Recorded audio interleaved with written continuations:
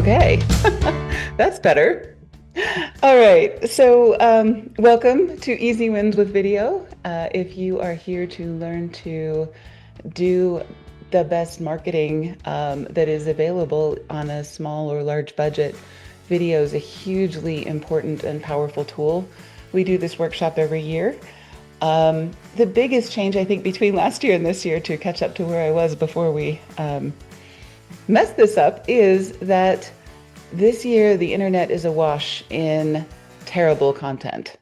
If you've looked at LinkedIn, if you've looked at YouTube, if you've looked at anywhere on the internet or on cable TV or anywhere else, the whole world is just awash in terrible AI content.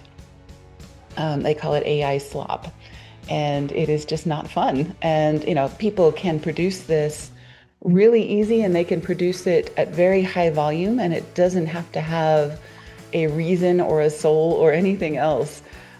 So I do think that video is one of the things that really allows us to set ourselves apart.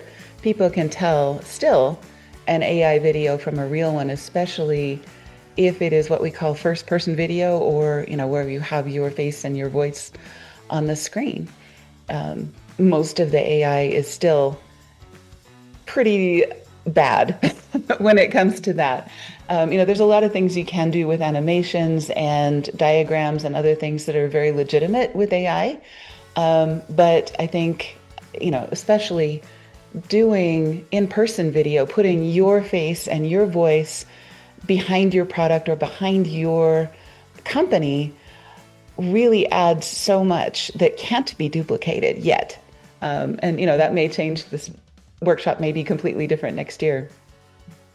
So let's just go around the room really quickly, and you can let me know what your experience is with video so far, if you've done it at all. If you haven't done it, maybe what your biggest question is that you'd love to see answered during this video. And we'll kind of start in order of appearance. So we'll start with John, then Angel, then Patty, then Adila, then Ying, then Anna Marie, and carry on from there if that's all right. My experience with video, Yep. I've taken a lot of it. You're on the other side of the camera. Exactly. Okay, that's Uh, fair. but what's interesting is rather than just try to get the shot you want, I start taking video usually 2 to 5 minutes before anybody knows. That way, it sets the frame, and then when you tell them to go ahead and start doing everything, it was, when are you going to start shooting? Oh, I started 2 minutes ago. You're good. And then you can cut that part out and you get really solid, real. Not everybody had this. Oh, they can go ahead and relax. It's been shooting for a while. Hmm. Yeah, the first minute's always the worst, or the first few seconds actually is always the worst because people are Yeah, which act is why I differently. start before that. And if I'm taking snapshots, I'll start taking snapshots before they even know I've been taking snapshots. And then when I do it, it's like my finger is vibrating all the time on a button because the more they have to choose from, they'll always find something wrong with a snapshot. But if they got 30 instead of one or two, Mhm. they You'll always find find something. Yeah, one they with everybody's eyes open. and Smart. video, particularly these days. Well, I can tell AI text by looking at it without even trying. Mm. But an AI video is even easier. Mhm. But Sets off your BS detector. yes, Okay, cool. I think that's still true for most consumers. Angel, what do you think? For me, I really haven't done anything video that I'm the one on the video, but editing videos is what I really do. So for me for video every time I edit, I always say to myself, what should the viewer understand or believe or trust after watching this video that I am editing. So every video should have a big idea or something like that, because every time I edit, I always chop each videos into a big idea so that me myself understand the one that I'm editing, and also give that understanding to the viewers that are also watching that video. And I also agree that many AI videos nowadays are in the internet, and it's kind of alarming to some, because some of the people also believe in those AI videos that sometimes are not really that factual or something like that. Yeah, that's true. It's very easy to deceive people with false video these days. Patty, I think you were next. Just in order of appearance, if you'd like to share a question or a thought, or Sure. So at Wyvern, we did have a series of professional videos done, so that was great. They did all the editing and they filmed us and made Mhm. us look good on camera. But I've done a few myself using Canva in the past, where you put like yourself in the circle at the bottom. Hmm. One of the things that I found that's difficult is if you're trying to match images with what you're saying, that's can be challenging. Mhm. But I'd love to do more. I think I've only done two like that, so I'm excited to do that, because they actually get a lot of traction on social media They when do. you're speaking, and there's video in the background. Absolutely. That's absolutely true. Adele, I think you were next, and then I think it was Anna Marie and then Ying. Yes, so I have done my personal branding through videos a lot, and there are a lot of videos of me explaining different aviation marketing stuff on my LinkedIn. So it was great for me. Obviously, the first video was difficult. It did take many takes, and you have to be confident, and then you have to understand that the audience is watching you. So whatever information you are providing should be factual and should be, in case somebody asks you, you are able to support it with facts. So it comes with a responsibility as well. And I did a few, um, and it got a lot of attention as well. There was one company, I don't know, it was in Mexico or somewhere South America, and it dealt with aircraft parts. And the CEO messaged me, and she said that she never engaged with my video, no like, no comment, nothing. But she messaged me after watching my videos, and she told me that I wanted to work with somebody like you. You know the aviation industry so well, and you know how to do the marketing, and you know the market also. So I was like, okay, these videos are working. So my experience with video was good, and I think when somebody is doing personal branding, they should do videos. It builds a certain level of trust. Yeah. Yeah. Oh, yeah. That's interesting because, yeah, a lot of people will come up to us at an event or something and start talking to us as if they know us, John and I, because we're on video all the time. Anna Marie, I think you were next. If you'd like to share a thought or a question. Sure. Well, as a magazine, I feel like it's important that we do more video. It makes the experience more interactive, and I know the importance of video today. I'd like to do more reels. I'd like to do more interviews on video. Mm, I'd like to promote the magazine with more videos on the various social media platforms. And there are right ways and wrong ways to do that. So I'm here to learn what the right ways are. And I just want to do more of it and get more hits and more likes on the videos so that it becomes a more interactive experience that draws more traffic to the magazine and to the website. So that's what I'm here to learn today. Thank you. fantastic. And Ying, I think I know what you're going to say. You shared a tip on Circle yesterday. Don't start with today I want to talk about, which is how I started videos like years ago. I felt Yeah, very called out by that, just so you know.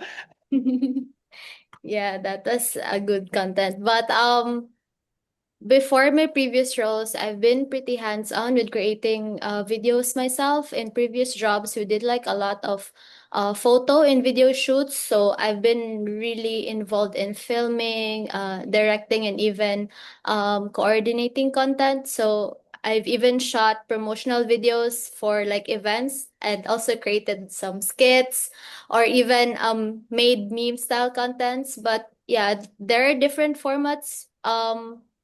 But mainly the goal has always been the same, like creating something that really resonates with the target audience, whether it's like a serious explainer video or it's about understanding what people care about and communicating the message in a way that really connects with them. So yeah. Right. Okay. That makes perfect sense. We have Ben and somebody named Digital Flight. Apologize, I don't know. I'm not connecting that with a name, but you're welcome to share a thought or a question if you'd like.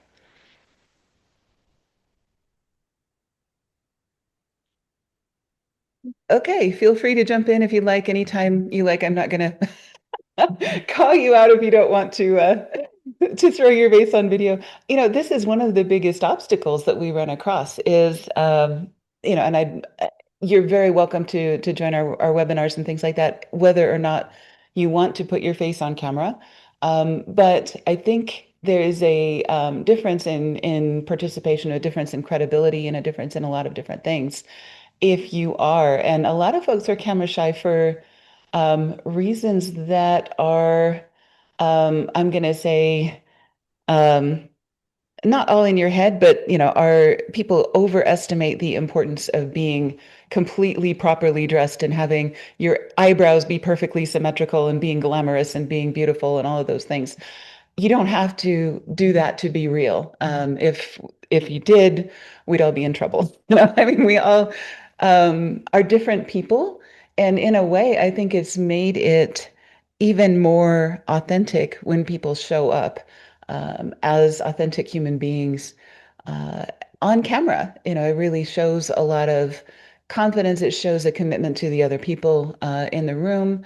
It shows a lot of commitment to your customers or your future customers, and so on. If you're willing and able to invest your face and your voice to whatever it is that you're selling. You All know, right, go ahead, John. my introduction to video happened Mhm. in the latter part of my business school, where we had a television personality and we each had to go talk extemporaneously in front of the camera, Mm, 45 minutes. mm, And then after it was recorded, then they shot it apart.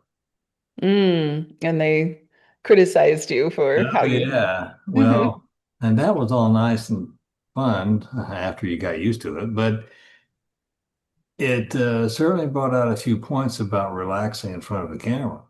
Mhm. Uh, and I mean, the thing that's really bad about videos is the audio. Most people never get the audio right.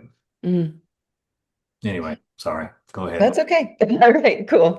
So today we're going to talk about, by the end of today, we will hopefully have an idea for a video that is going to be easy to produce and that is going to be something that's really useful for your company, your brand, your product, your service, and so on. So I'd like for you to, on this sheet, this is actually page 2. Also, if you haven't downloaded the workbook for this, Angel, if you could throw that, or one of my team, if you could throw that into the chat so that people can download it if you didn't download it from the appointment. She did already. She did already. Okay, thank you. You're paying attention. I'm not. I appreciate that. Okay, so yeah, on page 2, just circle one thing that you're having the most trouble with in your sales process right now. Is it that cold introduction? That's always like my worst thing is talking to somebody for the first time. Luckily, aviation's a small world, so there's not that many cold introductions that need to be done. But, that's my hardest part in the sales process. For some people, it's a holding pattern, so maybe it's been a while since you've talked to somebody and you're not sure how to get back in touch without sounding like, so, are we ready to buy yet?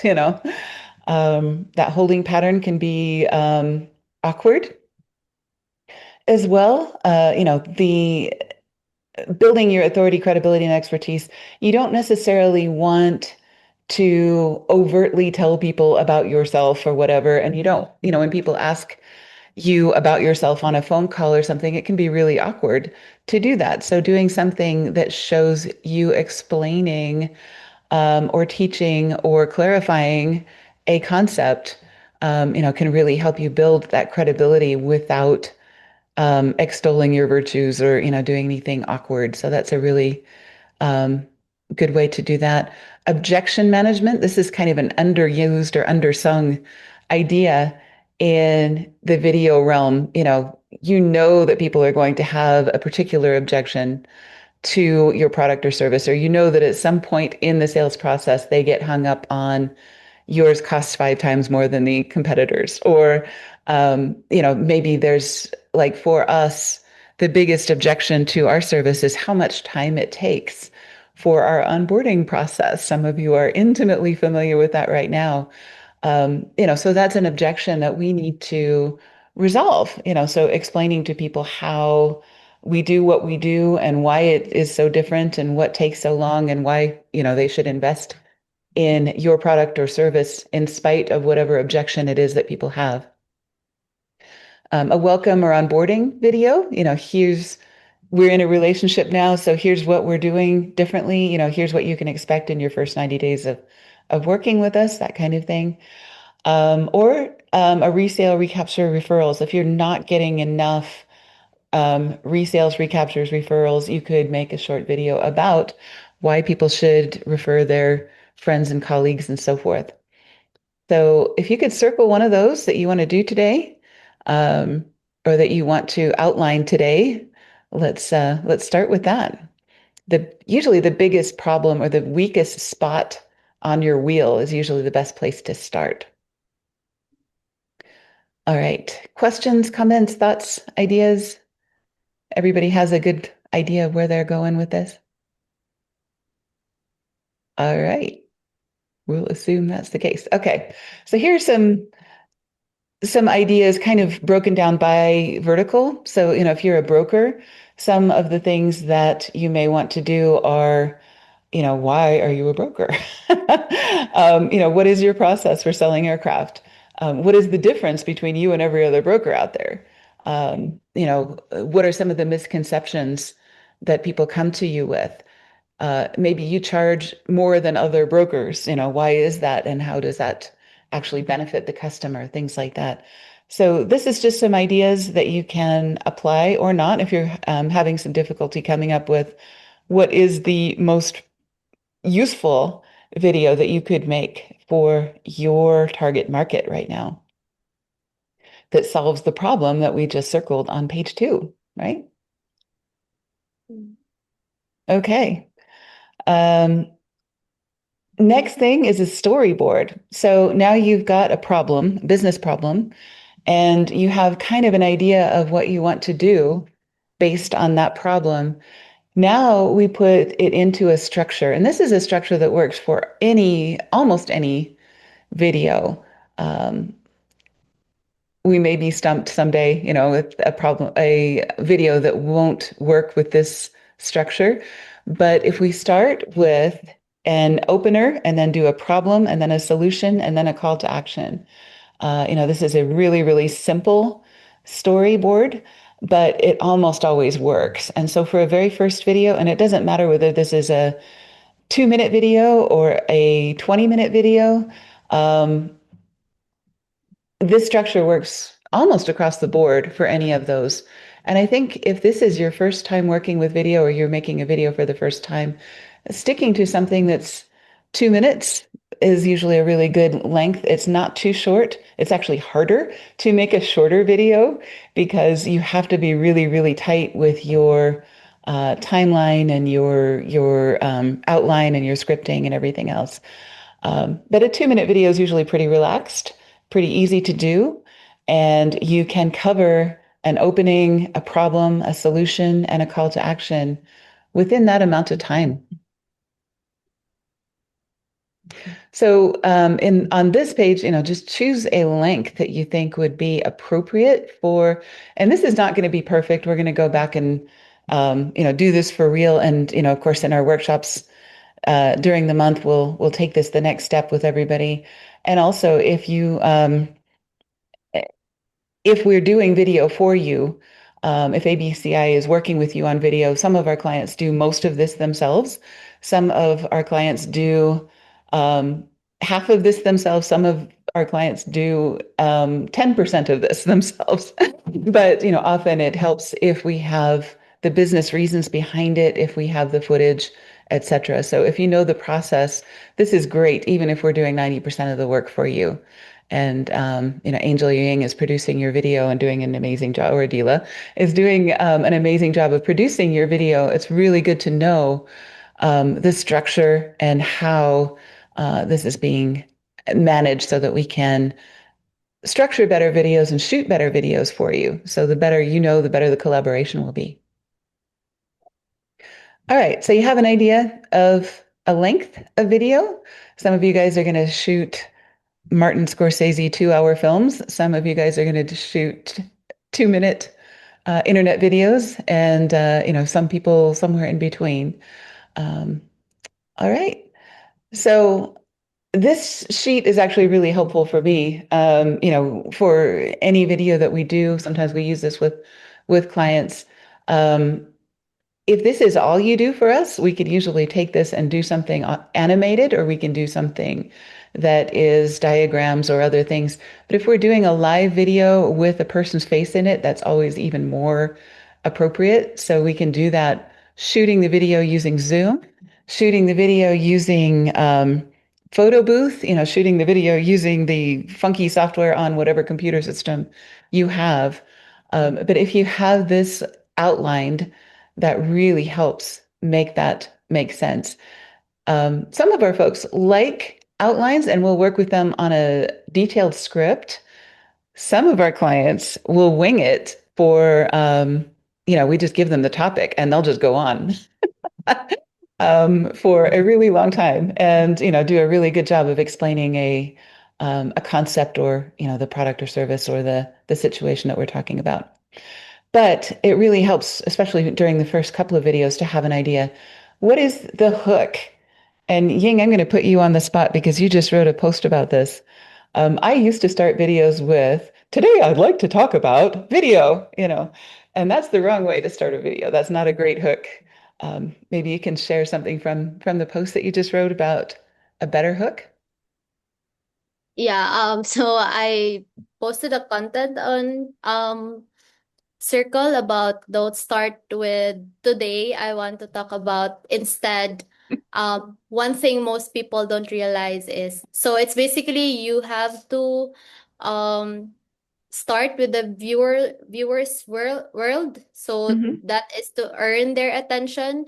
And for instance, it's because the problem is that the audience doesn't really know yet why they should care. So a stronger approach is effective to start where the viewer already is. So Yeah. What what are some other hooks that you've used or that you've heard of in the past, besides one thing people don't know, or maybe a lot of people are surprised to find? That's another good one. Others? Anybody? One that I think people are using more is, I was really upset to find out, or, I have a rant, because, that always makes people get their popcorn and sit down and want to watch this. Maybe about a misconception in the industry. Or I have a bone to pick with the FAA, or I have whatever, start with something contrarian. That's often a good hook. Or like, this is exactly what happens when, something like that. Exactly. Yeah, that's good. Well, and to throw in Mhm. a little advice from, I don't remember where it came from. I've been to so many sales courses, but anyway, in the first 7 seconds, you have to earn the next 7 seconds. Exactly. So first sentences is what we're looking for here. What's the best one you've heard, John? Oh, heavens. Okay. Let me think for a second and I'll get back to you. Okay. All right, let me know when it comes up. We'll move on to, the problem. That's usually pretty easy to, because that's what you decided to make a video about, whatever that is. So the opener is just kind of the way of framing that in a way that makes sense to people and that they, will catch their attention so that you earn their next 7 seconds, as John says.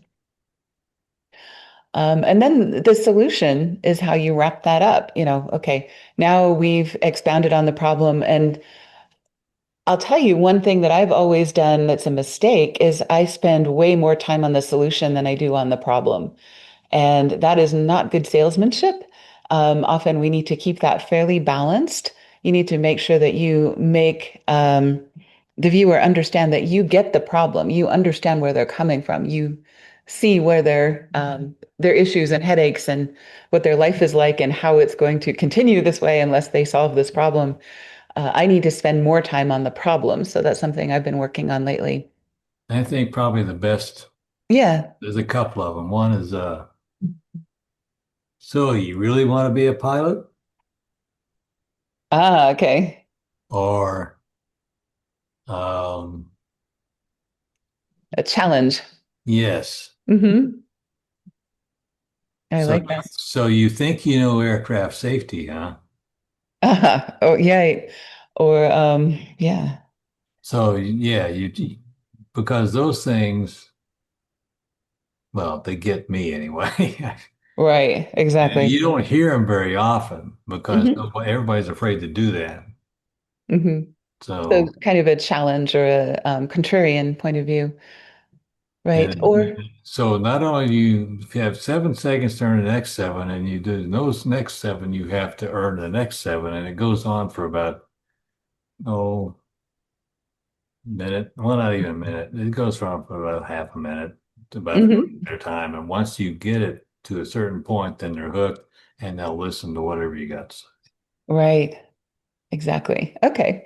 So you have a great hook or a great opener. You have the problem. You've outlined that in enough detail, that people are really feeling it.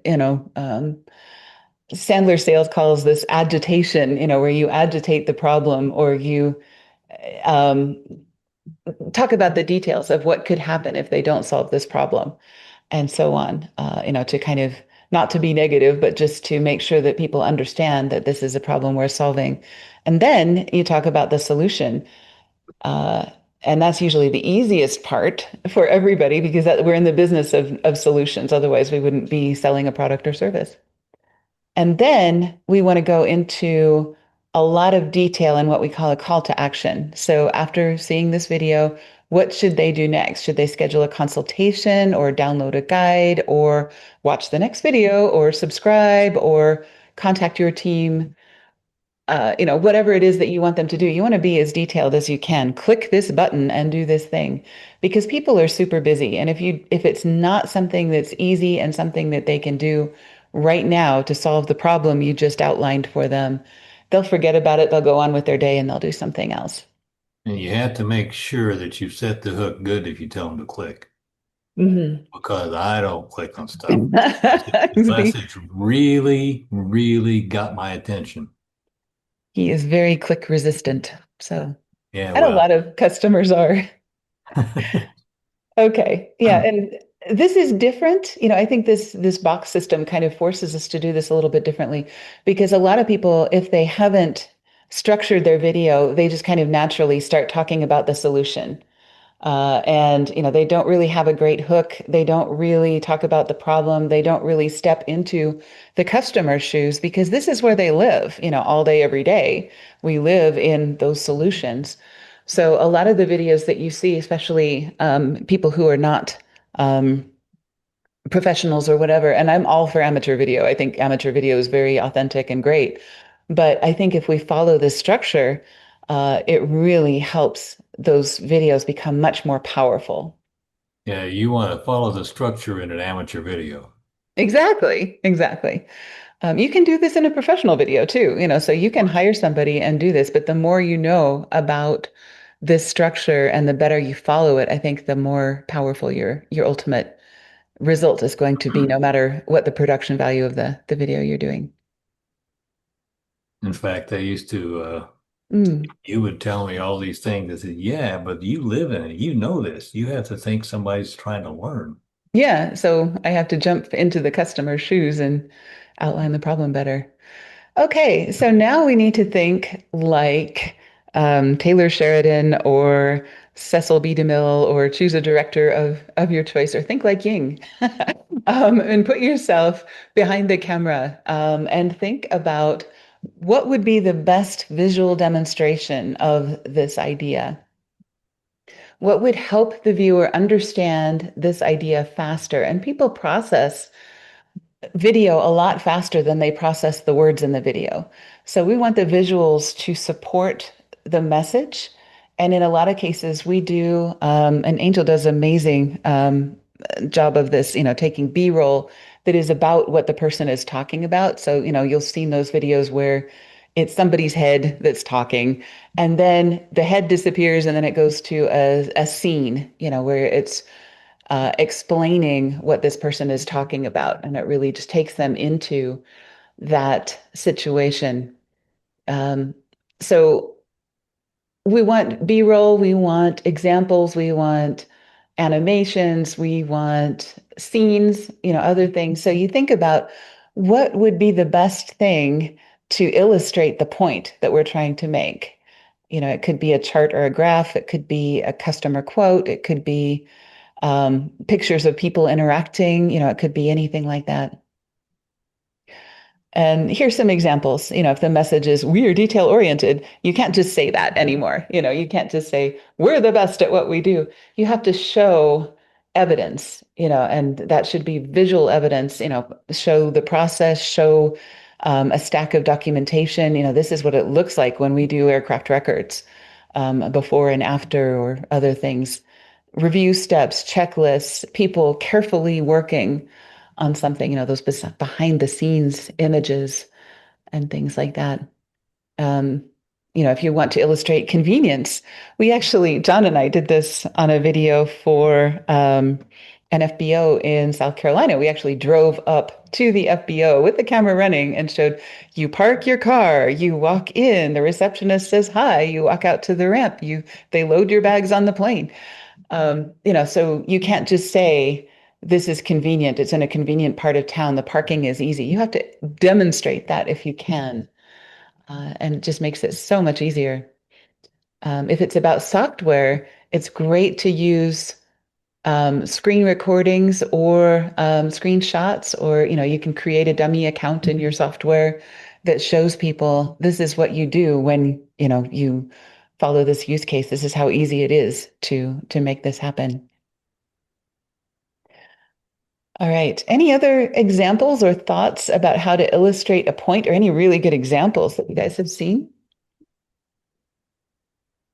Well, I've only seen one example, but I want us to do it sometime for some of our clients. And Okay. that is, I bought a drone so I can learn it, and I've done to the Part 107 stuff and so on. But I want to take it to some of our clients, and I want to fly an approach Yeah. into the aircraft, because I think I have a radio around here somewhere where I can talk to approach, and we can fly the approach from certain perspective, just take a few shots, and then the final approach is where I want to do it, because you do that and then you taxi over to their ramp Mm-hmm. as if you were in an airplane, taxi Mm-hmm. up to the fuel, buy fuel, taxi Mm-hmm. up to the FBO, because then you can cut and paste pieces and parts of that all over the internet. Mm-hmm. Agreed. Agreed. Yeah, that would be a great demonstration. Cool. All right. So you can use this sheet to just kind of circle some of the concepts. You may not have the diagrams that you want. You may not have the B-roll that you want. One of the things that we usually do with clients is put together a wish list or a shot list of scenes that we wish we had. for you. So, like a slow pan across the nose of an aircraft or a slow pan across the interior of an aircraft, those kinds of things. And we can get you a list based on what type of business you have and what type of material we want to demonstrate for you. So, if you can hire a photographer for a full day or a half day and get some of these B-roll shots, these miscellaneous shots that we can use as B-roll in different videos, that can be really, really worth your time. And of course, we know how expensive it is to get professional photography and professional video. So we love to reuse those clips. And if you've ever had a photographer, that gives you a series of clips or things like that. Sometimes you have those and you haven't known what to do with those. We love those because we can use those as B-roll for those types of videos. And just FYI for whoever's not here that happens to watch this, you take Mm-hmm. pictures of an interior of an airplane, you got to have somebody that knows what they're doing Mm-hmm. The lighting is tricky. because the lighting is everything. Yeah. Airplanes are the worst, I mean, they really are. The scale is completely crazy, so you try to put airplanes next to people or anything like that. It's just really hard. It takes somebody that knows what they're doing and understands lighting and shiny surfaces and interiors are the worst because they're usually dark unless other than the light coming from the windows, which is too bright.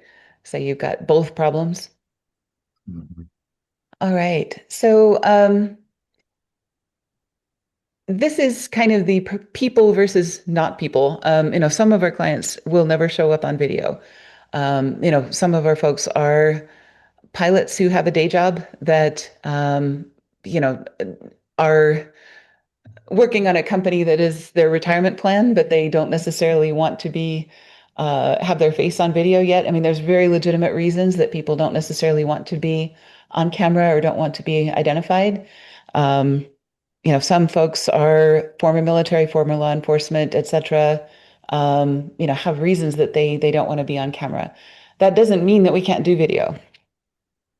So there's a lot of things that we can do with your voice, even if you don't want your face on video, or without using your voice, where we use other methods and things, without identifying a particular person.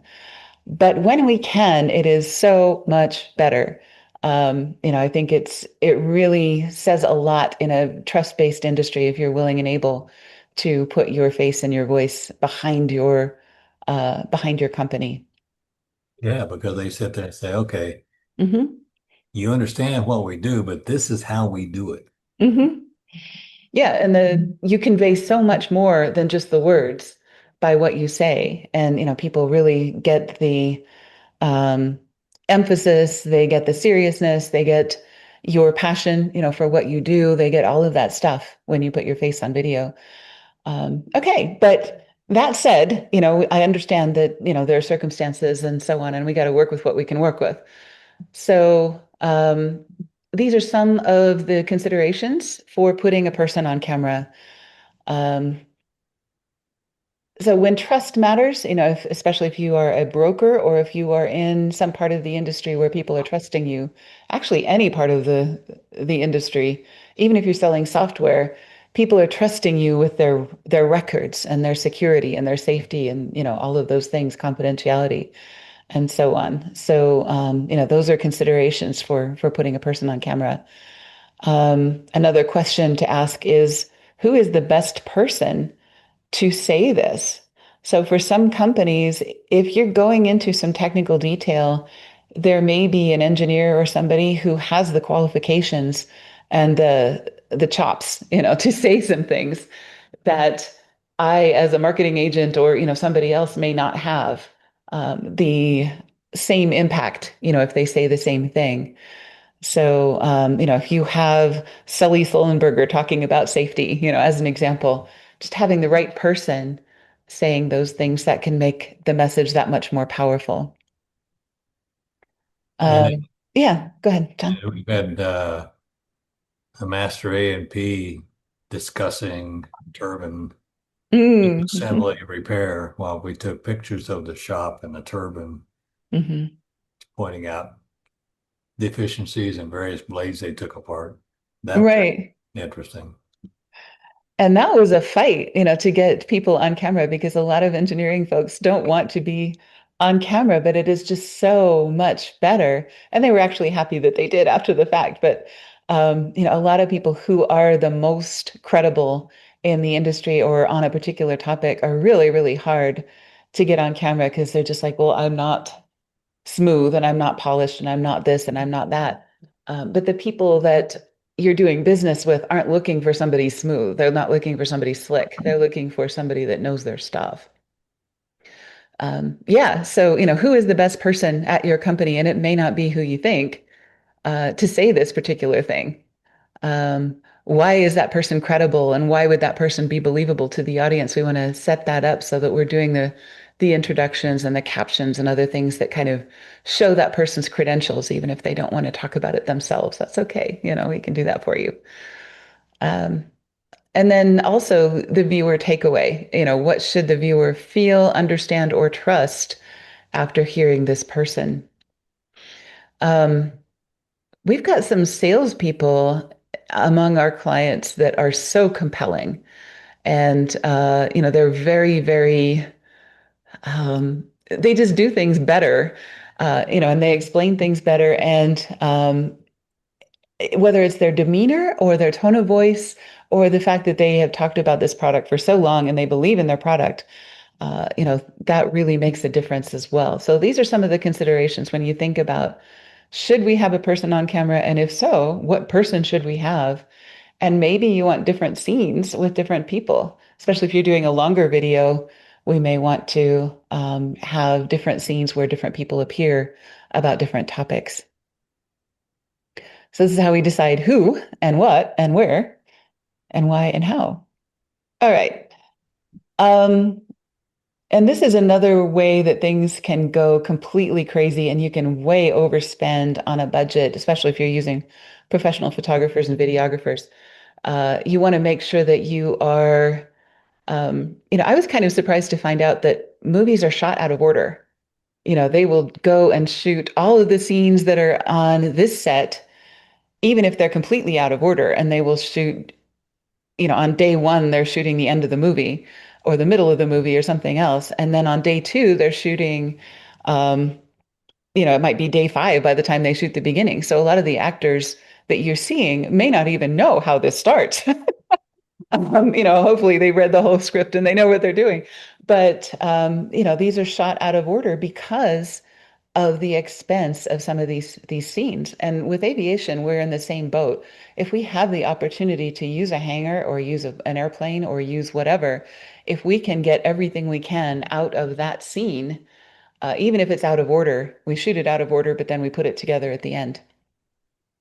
So you start with your most expensive assets and you figure out your shooting schedule from that. And you go, okay, on this day we have these things. This is what we need to shoot, whether or not it's in order.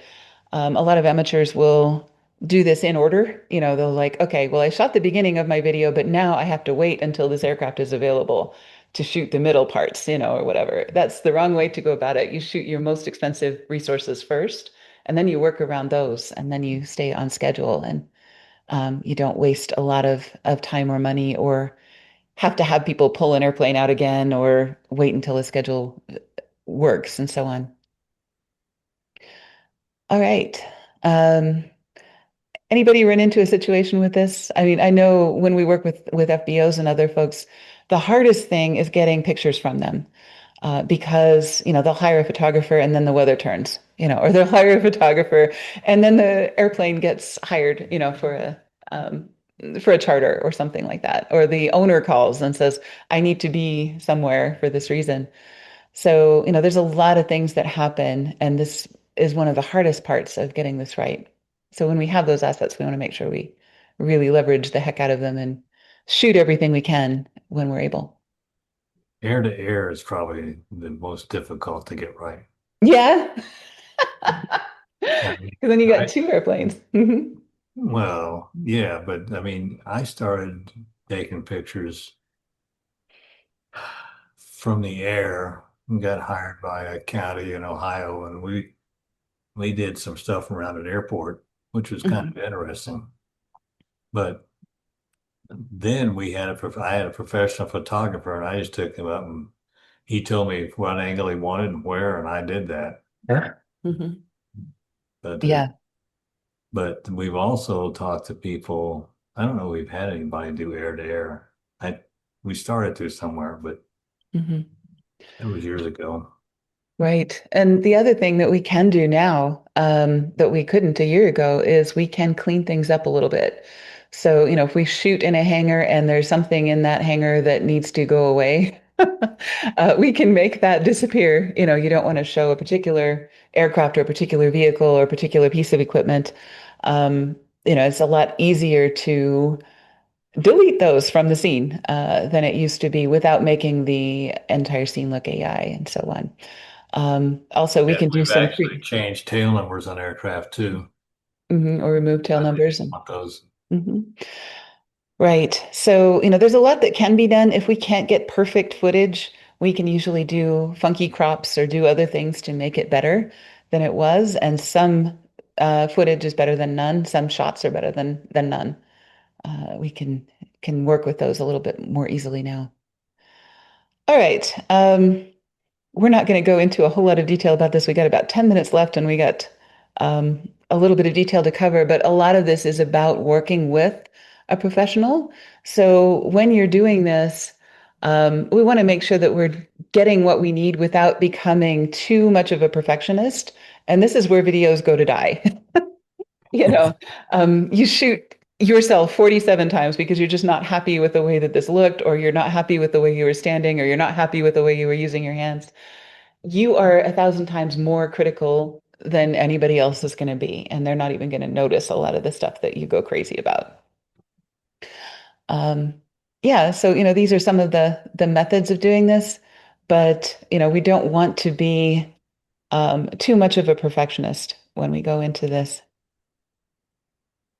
There are some things that do matter. John was saying audio matters more than video. We can have amateur video, we can have bad lighting, we can have a lot of different things happen that people will forgive. But bad audio is one of the things that they really have a hard time with. And we also have a harder time cleaning it, bad audio sometimes than bad video. So if you can capture great video and then we have to substitute the audio later for put some music in and then do voiceover, do whatever we need to do. Shooting in hangars is terrible because they're echoey and they're big and they're noisy and airplanes take off next door and you can't control the environment from an audio perspective. Yeah, other things would be keeping the camera steady. We don't want it to look like the Blair Witch Project. I don't know if any of you guys are old enough to know about the Blair Witch Project. That was a movie that was really popular in the United States for a while, and it was pretending to be an amateur video. And um, anyway, I think that was in the 90s or something. I don't know. Anyway, long time ago in a galaxy far, far away before that became a thing. As John was saying, he starts shooting way before people start recognize the fact that he's shooting. So we like to have more footage at the beginning and the end than people think they need. It's 1,000 times easier to cut than it is to have somebody shut off the video or have them reaching for the button while they're. I do that all the time, and Angel has to fix it. So I try not to do that anymore.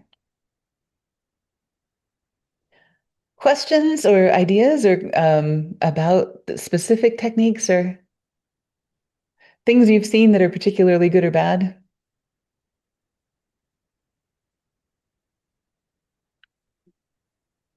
The only folks that I don't think we've got videos of, Mm-hmm. professionally speaking, is attorneys.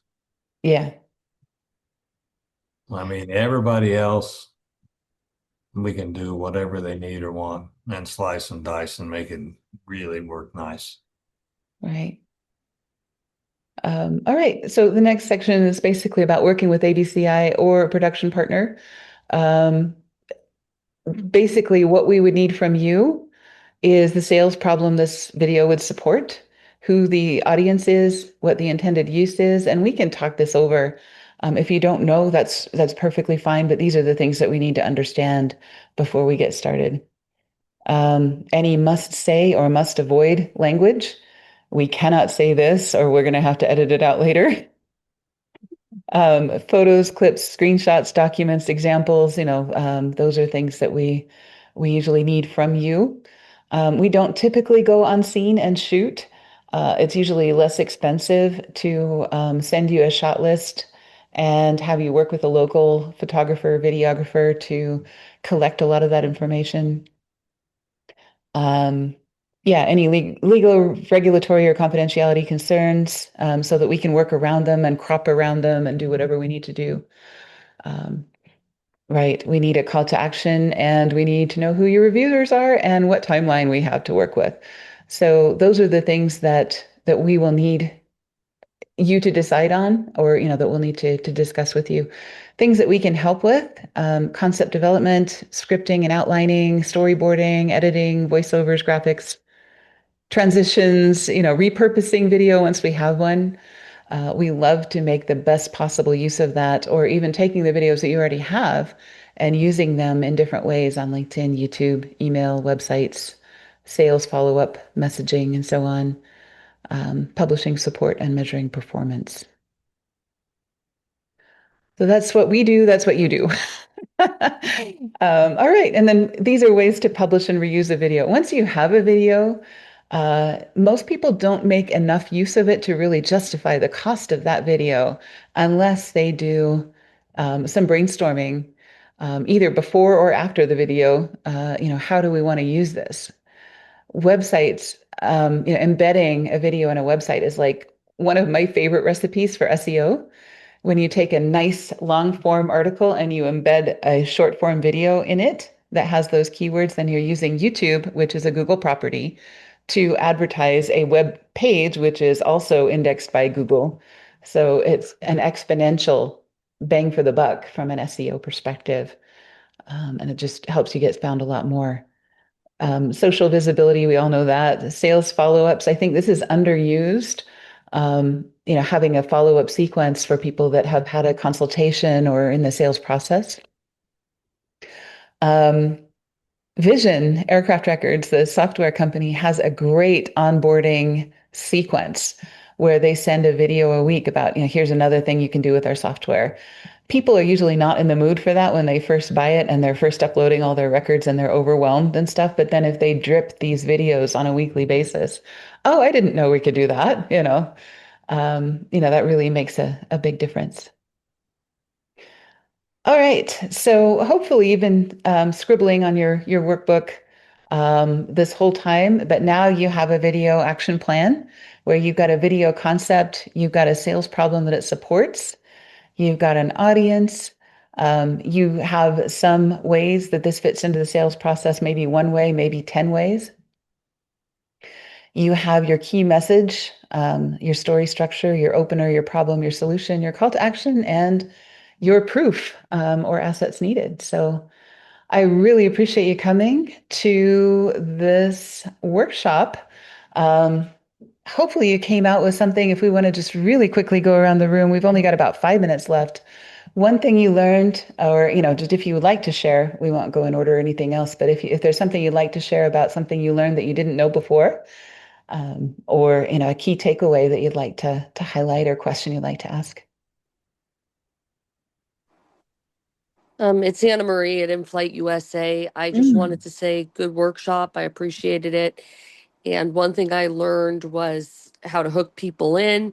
A lot has changed since the early days of video, and it was good to get a refresher on that. So thank you. Thanks, Anna Marie. I'm really happy that you came, and it's always nice to hear the journalist perspective as well, because marketing videos are a little bit different than photojournalism and things, but we do have some commonalities. So I'm so happy that you're here, and good to get your perspective as well. We do have 3 workshops about video where we're going to go into the specifics of different things. The first one is starting in about 4 minutes.